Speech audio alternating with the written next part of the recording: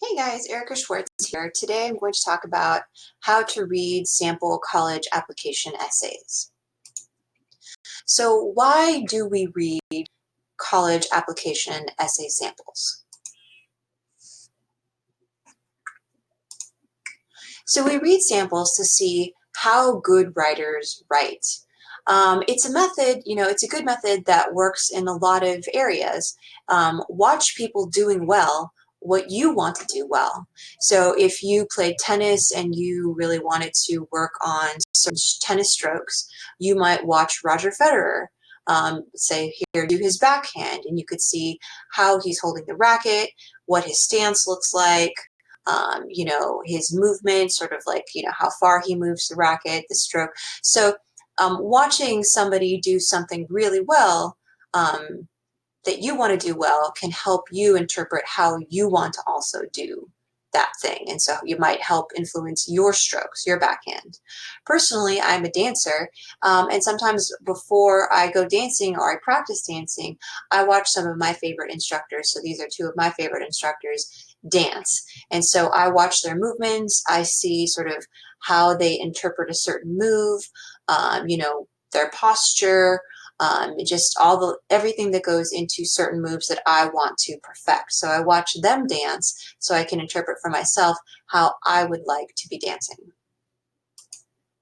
So how should I approach reading the college essay samples? I recommend approaching the college essay samples by pretending that you are this essay's intended audience, admissions officers. So that's something to keep in mind through this whole process, is that these essays that you're writing, their intended audience is admissions officers. So pretend that you are one, and read the essay carefully. So don't read, 3 essays in a row or 4 essays in a row. Read essays one at a time. And as you read, think about what strengths and values this student possesses. And ask yourself, what kind of asset would they be to your school? So if you are thinking about admitting the student to your school, why would you do that? What kind of asset would they be? And really sort of ask yourself that. So the method I recommend is printing the samples. I recommend printing them so that you can take notes on them, you can interact with the essays kinesthetically. You're not just looking visually with your eyes at a PDF. Read one essay at a time, like I mentioned. And so you want to read the essay once over. And as you read, take little notes. And you can highlight or you can write anything down that's sort of popping out to you. And then when you're done, write down at the end of the essay the strengths that you saw the student possesses. So what are their strengths and values? And you can make a little list, strengths and values, and just list everything that you saw as you read the essay. Then read the essay a second time, making notes as to where that student showed the reader these strengths and values. So try to find where that was shown within the essay. So let's try this example. So this example is in your essay sample PDF. It's in your folder. And this is towards the end of the sample packet. So let's read this and then we'll discuss it. So one of my first memories is falling in love with the violin. I remember walking by a music store and was suddenly enticed by a beautiful melody. I ran inside, desperate to discover the source of these exquisite sounds, so unlike my familiar Radio Disney and Barney sing-along. I finally found the room and peered in to see a girl playing an odd, croissant-looking instrument. She looked so poised and confident, like a queen moving a magic scepter mysteriously across strings. Her music to me was the soundtrack of pure happiness. I had to be just like her. At first I wanted to smash my violin to pieces roughly once a week, now only a few times a year. As my hours of practice stretched into dozens and then into hundreds, my violin began to improve its performance. I could actually hear something like the sound in my memories. Music notes, which looked like polka dots on paper, transformed first into something readable, then into a language as fluid as English. Encouraged, I continued my practice. I pushed myself to perfect each song I memorized. Although I joined several orchestras throughout the years, I never enjoyed the intrinsic competition and pressure.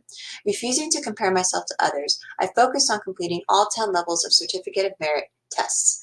Every time I passed a level, my ambition would surge and I would voraciously begin working on songs for the next level. The Music to Heal program began for me as a way to complete community service hours, but continued because goals and purposes made its way into my heart. Playing regularly for sick patients and women in labor, I loved the smiles I brought to the patients when my failed bassoon player and I launched into a spunky rendition of Coldplay's Viva la Vida or Frozen's Let It Go. One of my favorite patients was a woman on bed rest whose twins were overdue. She looked so forlorn, so worn out. She hadn't seen the sun or breathed fresh air or listened to music in 3 weeks. It broke my heart to see her shift miserably in bed under her giant belly as she struggled to sit comfortably. For several weeks straight, I used my 2 hours at the hospital to play only for her. I began running out of material, and in order to keep her entertained, I sight-read new classical songs and played some by ear. She had a sweet romantic face, and I had a hunch she would love Celine Dion's My Heart Will Go On.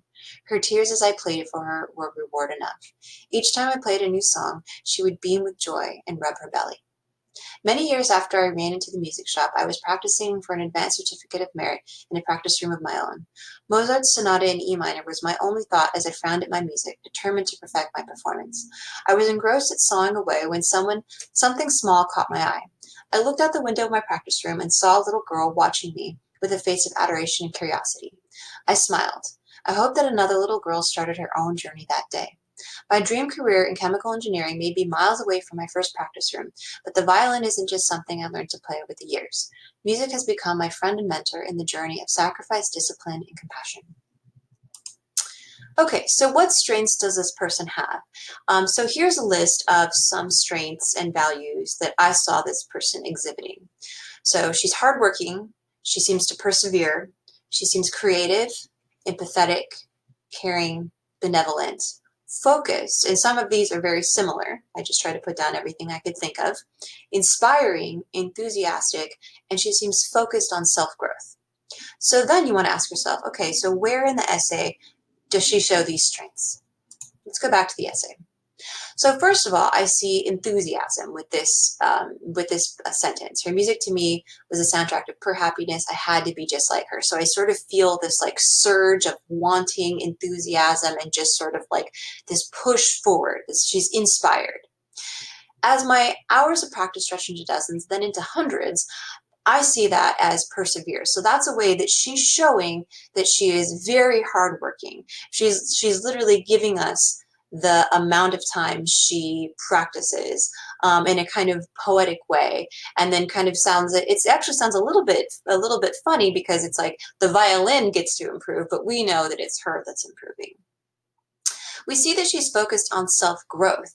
She's refusing to compare herself to others. And so she's not necessarily, competition trying to beat other people. She just really wants to, to get herself better and to really, grow as a person. And as an admissions officer, we could think, oh, wow, she, really seems like she would work hard at my school. So then right here, I love the smiles I brought to patients. My fellow bassoon player and I launched a spunky rendition of Coldplay's Viva la Vida. So we see that she's benevolent. She cares about others. She likes to make others' lives better. She wants to bring positivity to other people. And that's definitely something, that we would want at our school. We would want to have students who are benevolent and caring.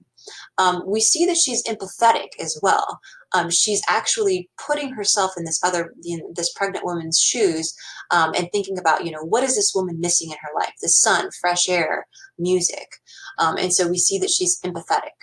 Then we see that she's not only creative, but she's caring with her creativity. She looks at the woman and she tries to say, what would this woman want? And then she thinks about, what's a song that would really be like a romantic, lovely song that she'd like. Then again, we see that she's hardworking and focused. When we see her again focusing on something specific, and that those details are catching. The sonata in E minor, and we can actually visualize her frowning at her music, practicing and sawing away. That like the visual of the sawing and just sort of being totally engrossed. We see her in flow, and we like this vision of her just being totally engrossed. And then we see kind of a bookend, a continuum with the beginning. She was inspired by somebody, and then hopefully it looks like somebody else was inspired by her. So we see this like paying it forward that she is an inspiration inspirational person. So then as an admissions officer, we think, okay, this is somebody that I would want at my school. I would want a student who is so benevolent, caring, empathetic, really hardworking, and just seems to just be really an inclusive student. That does seem like somebody I would want. And that once they graduated from my school, I would want them, out in the world, continuing to be that way, representing my school with these fantastic qualities. So some tips for reading essay samples. So read essays when you have writer's block. So if you sit down to write and you feel stuck, look over at some of your favorite samples that you've already read and taken notes on, or read a couple new essays that you haven't read yet. Look over your notes and note the writer's methods. What methods inspire you? What are some details in the essays that they're showing that are really telling you, hey, I really like that. Take note of any methods that you appreciate and you want to try for your own. So you want to be interpreting the methods for yourself. So see what they do and say, how can I interpret that for myself? Read through samples of people who are similar Myers-Briggs personalities to you or have similar topics. Both are beneficial. How do they write about their topic? Or how do they write about the strength and value that you are also trying to write about? How do you want to do that in your own way? Also, don't read, like I mentioned before, don't read too many essays at once because it can be overwhelming and the message and the methods can sort of all blend together and not really stand out. So just read a couple at a time so that you can focus on a couple of things that are really inspiring you and helping you move forward with your own writing. And let me know if you have any questions or concerns.